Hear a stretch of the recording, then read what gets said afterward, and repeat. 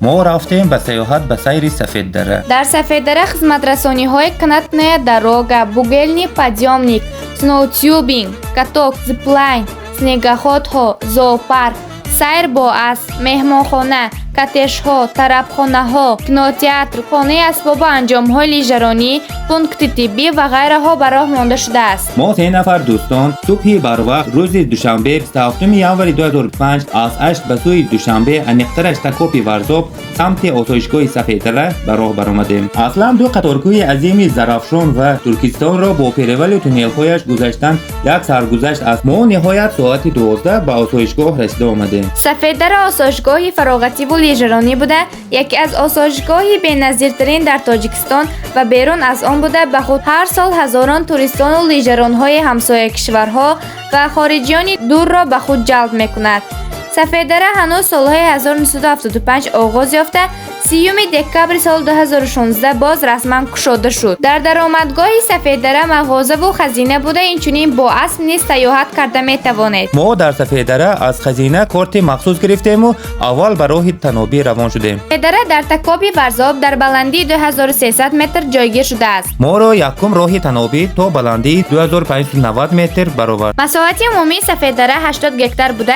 در یک شبانه روز به زیاده از 1000 نفر خدمت رسانی کرده میتواند. ما را دویم راه تنابی به بلندی قله 3020 متر برآورد. سفیددره مهمانخانه برای 240 نفر، اینچنین 10 کاتج زمانوی به مجازان خدمت میرساند. زیپ لاین یعنی راه تنابی که تنها آویزان شده به پستی میفراید به خود نیروی جالبی میبخشد.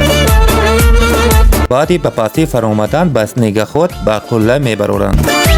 در قله 3020 متر به لیژران‌های پروفسیونال تا به پایان فرآمدن راه سامانی را استفاده می‌برند. تازه راه لیژرانی‌های سامانی 7.2 کیلومتر و رانیک 3.2 کیلومتر ورزا باشد، 2.8 کیلومتر میباشد. از قله با راه تنابی باز به بلندی 2590 متر فرآمدیم. در اینجا در طرف خانه‌اش خوراک نصف روزی را به هم دیدیم. بعد خوراک به سنو تیوبینگ در آمدیم. تیوبینگ برای از خرد تا کلان بوده به نهایت شوق‌آور میباشد.